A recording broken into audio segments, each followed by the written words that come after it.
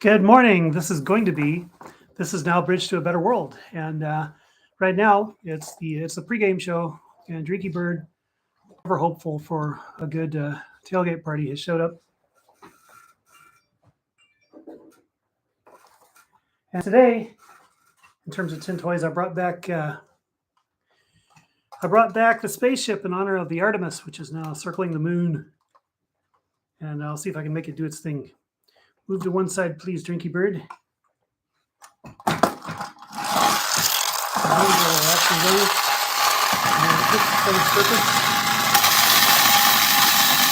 landing gear comes down.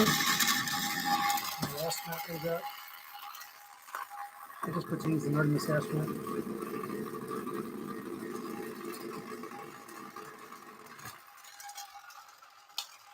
I read that there's an attempt to put together a lander for Venus, and since it's so hot on Venus and it melts everything, they're making it out of special alloys, and they'll create a special little insulated pocket that they don't expect to last very long to send back telemetry on conditions on the surface of Venus. About the only information we have is from long ago probes, Mariner and Soviet probes, and they're actually creating a sort of clockwork mechanism for it to get around, which is just bizarre to think about because they can't. It's too hot for electric motors, so that's happening. And we'll just get the world going here. Wind up the world. Somebody needs to wind up the world. Uh-oh. Drinky collision. That's what happens when you drink and fly.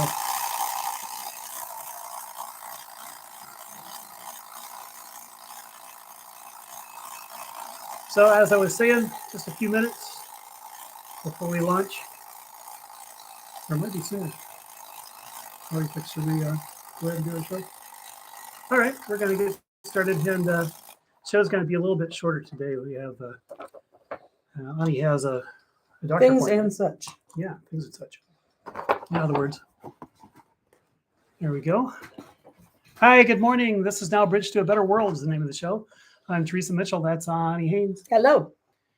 And I want to dive right into headlines here. The American Legislative Exchange Council, also known as ALEC, meets this week in Washington, D.C. The Koch right-wing subversion network is heavily behind ALEC, so that's what it's about. Koch billions. They're meeting for their annual States and Nation Policy Summit at the four-star Grand Hyatt, Washington, which is very nice, where they're looking at rewriting the U.S. Constitution. No kidding. They have a plan. Woke capitalism. They want to stop that, and they want to protect hate speech, and they want to protect misinformation, and that's about protecting the most effective ways to confuse and gather the MAGA masses, which they are very much for. So, given that the meeting is in Washington, many GOP politicians will make cameos at the Republican-aligned gathering. This is from a report by CMD Reports. You can find this on Reddit, actually, under the Koch subreddit. They say Mike Pence, Newt Gingrich, and Senators Daines Brown and Representative Banks Sparks, and Governor Doug Ducey in West Virginia, Attorney General Patrick Morrisey will be there.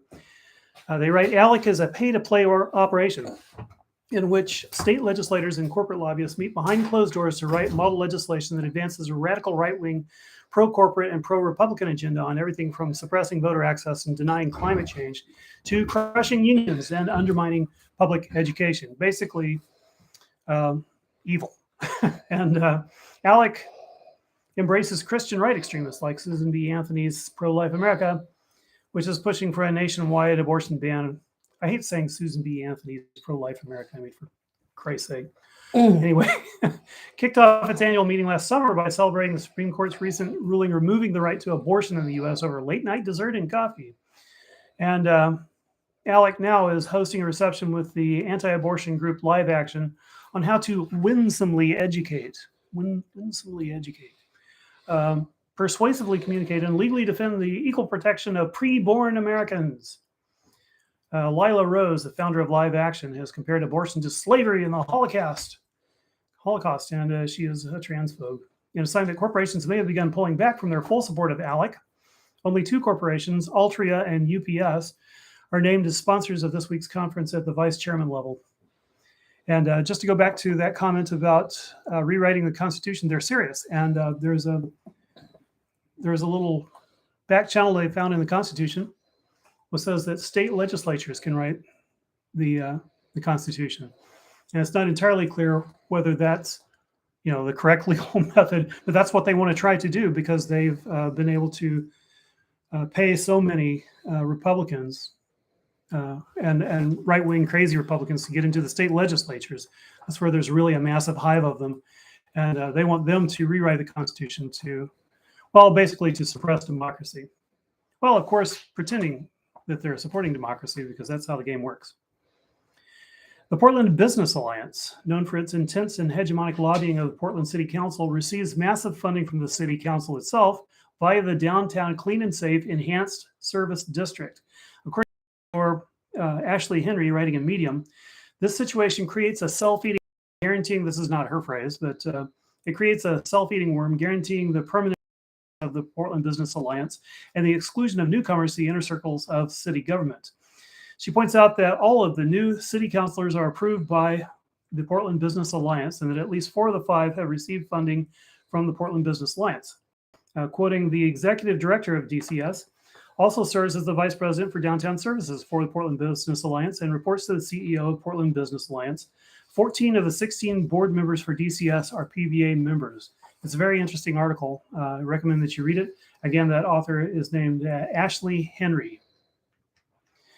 And finally, a naturopathic doctor who sold fake COVID-19 immunization treatments and fraudulent vaccination cards during the height of the coronavirus pandemic was sentenced in California on Tuesday to nearly 3 years in prison, according to federal prosecutors Julie A. Mazzi. Pleaded guilty last April in federal court in San Francisco to 1 count of wire fraud, and 1 count of false statements related to healthcare matters. During Tuesday's hearing, the U.S. District Judge handed down a sentence of 33 months, according to Joshua Steve, a spokesperson for the U.S. Department of Justice. Mazzi of Napa, California, was ordered to surrender to the Bureau of Prisons on or before January 6th, which is very nice. You get a little vacation first, and then you have to go to the prison. The case is the first federal criminal fraud prosecution related to the fraudulent Centers for Disease Control and Prevention vaccination cards for COVID-19, according to the U.S. Department of Justice. So a little bit of enforcement against the anti-vaxxers. God knows how many they've killed. And that's it for the headlines. Once again, this is now Bridge to a Better World. That's right. And hey, do subscribe to our channel. We would love to grow the community. We would love to hear from you. Leave your comments, please, and like this video and hit the subscribe button. Won't you? Could you? And notification bell, that thing too. So as I was saying, we're going to do a shorter one because I got to run off to the doctor. And according to Google Trends, the phrase Green New Deal peaked in February 2019 and it has scarcely convulsed since. I say we dig it out from its grave and use it to frighten and annoy our ruling class, not just because they deserve it, but because it is clearly impossible to address the ongoing climate disaster without it. Although I like to go on about socialism and communism, I do realize that we live in a zombified mental climate. We can direct the masses' attention to mild reforms that move in the general direction of socialism, and that's about it. I mean, I think it helps for people like me to shout the S word every now and then just to show that the sneering fashionable fash that their ceaseless toil against the very idea of egalitarian constructs has come to naught, but people are still very frightened of socialism. The new Democratic leader replacing Nancy Chip Investments Pelosi went out of his way to say that he would not bend the knee to socialism, and I kind of like that because it says to me that in his mind, socialism has a certain force. And as I was saying, it doesn't have much of a political force at this point, but maybe in his mind it has a moral force that he's trying to resist bending the knee to. Here's hoping. Anyway. I find Hakeem Jeffries interesting. He's certainly an establishment Democrat, but he's on the progressive end of things. And in the generational shift from Pelosi to Jeffries,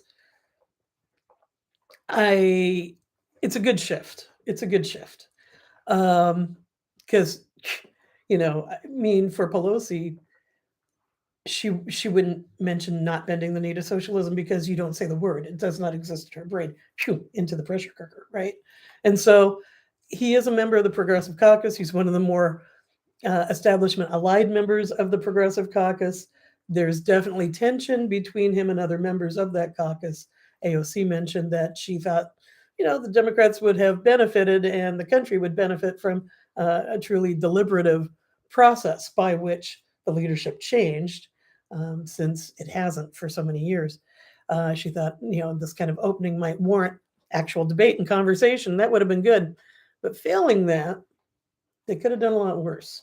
Cigars and whiskey in the back room How's aren't that? cutting it anymore. Yeah, I They have to could have agree. done a lot worse. Yeah, and I suppose that really this was just his "I won't bend the knee to socialism" comment is kind of obligatory given the context, because I mean, in American politics, you can't say so much as, gee, I don't think people should be quite worked to death without having to say, but I'm not a communist. So I don't know. Maybe some curious school kid will look up the word socialism. Naomi Klein, in her book Shock Doctrine, pointed out that the same shocks can be used to move left. And I hate to imagine what a real economic shock would look like now, but some are predicting it. So the person who did the movie Big Short is saying that he thinks things are really going to crumble.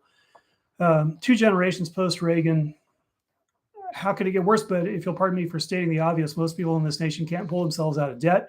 And there is a substantial and persistent lumpen proletariat living in utter desperation in cars, tents, and trailers. And that there's a word, there's a dollar word and a Marxist word, but I kind of want to bring it out too, because let's face it, we've let things go to hell, and the lumpen proletariat is right outside the door. Certainly true in my case. The ruling class, has given indications that it's time to punish us and to frighten us, presumably to prevent the sort of thought and agitation that I'm presenting right now. The Federal Reserve didn't even try to hide it, knowing that the corporate-owned press would keep the mind-control buzz going even as they plotted to reduce wages and withdraw jobs altogether. I suppose the Federal Reserve didn't come out and say, boo, I want to destroy your job, but they did come out and say, they want to reduce inflation, and by that they mean wages. We want you to be paid less, which is how offensive can that possibly get? And especially given the historic low wages that are being paid at this time in terms of wealth distribution. After all, our masters feel that one has to crack the whip from time to time to maintain terror and utter subjection, and what better way than to threaten unemployment and eventual penury and homelessness, and they would invite us to once again look at the lumpen proletariat and say, that's going to be you once you kick our butts real good. The resources available to transform our society under a new Green New Deal are truly massive if we have the nerve to steal them back from the elites that have appropriated them. Offshore tax dodges alone come to tens of trillions of dollars, and the Pentagon's corruption is of a similar scale. So it's not a matter of not having the money to transform the planet, but rather that it is in the wrong hands. And it will stay there unless we manage to break capitalist brainwashing, or until we manage to break capitalist brainwashing that makes us think somehow the least productive and most wasteful people, that is the billionaire class, somehow earned the incomprehensibly large piles of loot they control. Someone needs to say that money was created by millions of people, unjustly cornered into allowing the theft of their labor value.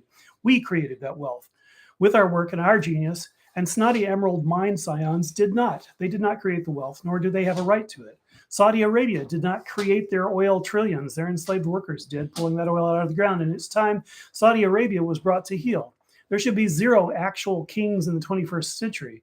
Bezos, another king, another prime, if you'll pardon the pun, example of a parasite hiding in plain sight. What if we don't pardon the pun? Well, okay, you could not pardon it. And he doesn't try to hide it either, really. He sucks that money out of millions of desperate, thousands, hundreds of thousands of desperate workers. As long as the masses of people can state the lie that billionaires earn billions without being laughed out of the room, we will continue to march to our doom. Billionaires did not and cannot create billions of dollars. They are arrogant, lazy heirs who could not create thousands, much less whole countries worth of labor value. Many, as in the case of the Walmart heirs, have never worked a day in their lives. To survive, we must steal our money back from them and control the vast resources thus liberated as self-interested democratic masses of workers. And that is how I identify. I am, of course, a worker. I'm retired now. but I got my retirement by setting it aside as a worker. This, by the way, is called dictatorship of the proletariat. What I'm promoting here, taking our wealth back, is called dictatorship of the proletariat. All your life you've been frightened of the term dictatorship of the proletariat, when the term is just a 19th century usage of the word dictator, meaning she who says what happens. We earned the wealth billionaires hold. We earned it by our work. That makes all of us, the 99%, the proletariat. Proletariat just means working class. It just means the 99%. We dictate, under what I'm proposing, what that wealth is used for. That makes us the dictators. 99% in the 21st century definition of dictator doesn't make sense, but that term is still used to scare you. So let me say, again, Marx had it right. We, the masses, need to take the value of our wealth back, and the value of our labor back. And the billionaire has to be subject to this confiscation and does not get to dictate otherwise. We can be kind about it and give them a nice commemorative pocket watch and a crying towel and a place on a livable planet, but we must steal back our wealth to do that. So that's what I came here to say. Go Reds, smash state. To get to the Green New Deal, we must think Red Revolution, a nice set of colors for the winter holidays. And that wraps it up for me. I see. Off we go to the doctor. Not quite. No, I was going to do that tarot reading, but Tarot. Let's do tarot. all right. So thanks, Teresa, for those comments. Again, if you are, if you're watching, if you're not watching, how would you know I'm saying this to you, right? I always love that. After 30 years of doing radio, if you're listening now. Huh? Okay. I regroup. Go ahead and subscribe if you haven't already to our channel. Please do hit the like button for this video. Also, hit the bell for notifications so you know when we are going to go live again in the future. Because I hope you're enjoying your experience with us this fine morning. I think we will strive. This is streaming with the seam showing. We will strive to do something about the David Lynchian lighting and, sort of hunter's cabin feel for our backdrop sometime coming up in the near future. But we do it because we love to inform community and share our opinions and thoughts and try to inspire conversation. This is really what it's about here.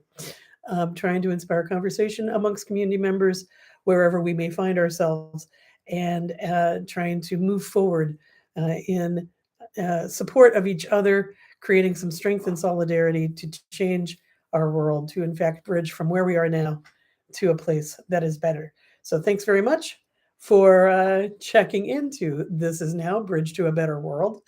And here's what I got for our community collective tarot reading this week. The cards are the Hermit inversed, the Empress, and the King of Wands inversed. They look a lot like this. That's right. Still using the Kitty Tarot by popular demand. So what does this tell us? It tells us that over the last few weeks, we have perhaps gone inside for good reason. It's time to regroup. Seasonally, it is the time of regrouping. It is the time of the Hermit. It is, traditionally Samhain or Halloween marks the end of the old year, and the world passes away. It slips into a death-like state, a deep slumber, and rests deeply for 6 weeks until we get to the rebirth of the year at Yule, at winter solstice. And so in that rhythm, we often ourselves sort of quiet down after Samhain. This card inversed is telling us that it's okay to sort of peek back out. There are things happening that we need to pay attention to. And it's important not to become absolutely disconnected as we go within, as we seek within.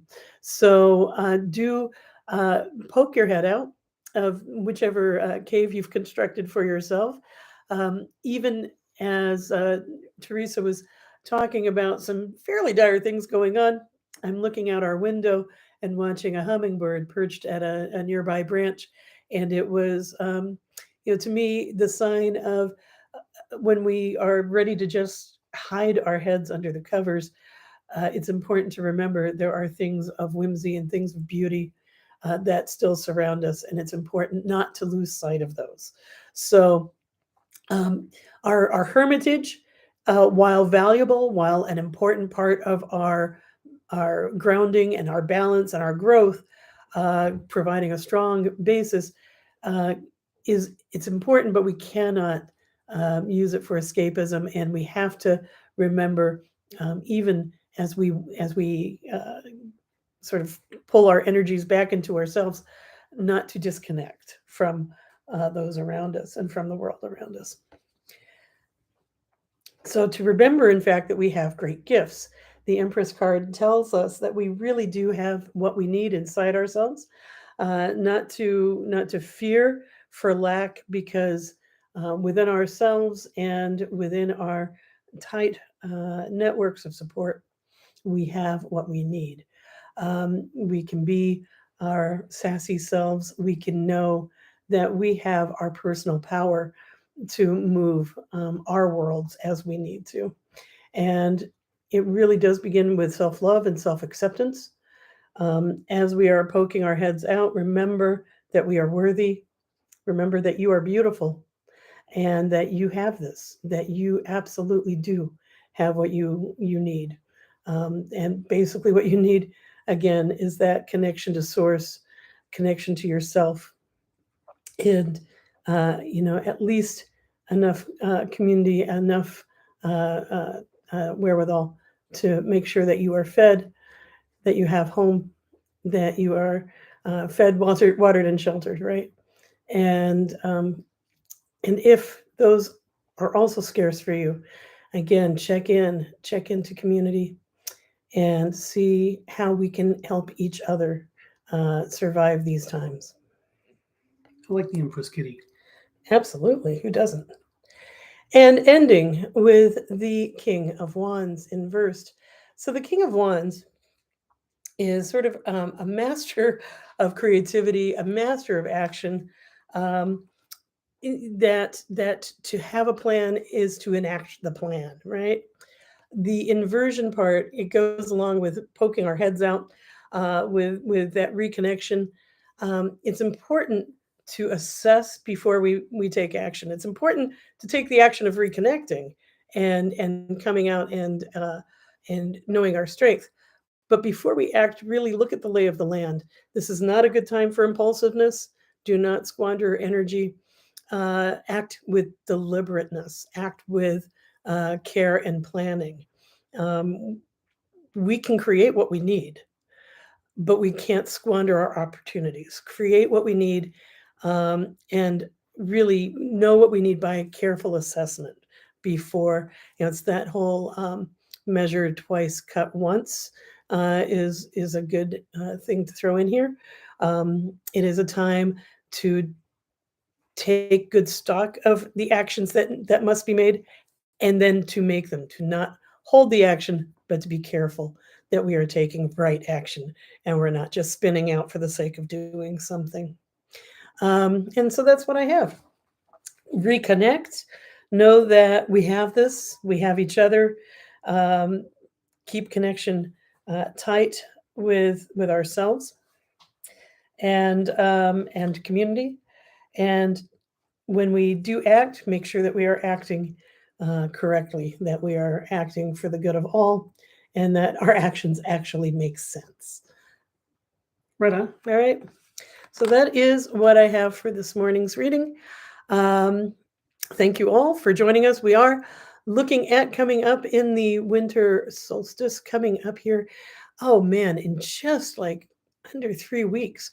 I have been doing a year-long course in magic, in spiritual connection with our world, with our seasons, in basic witchery, and we will continue this class.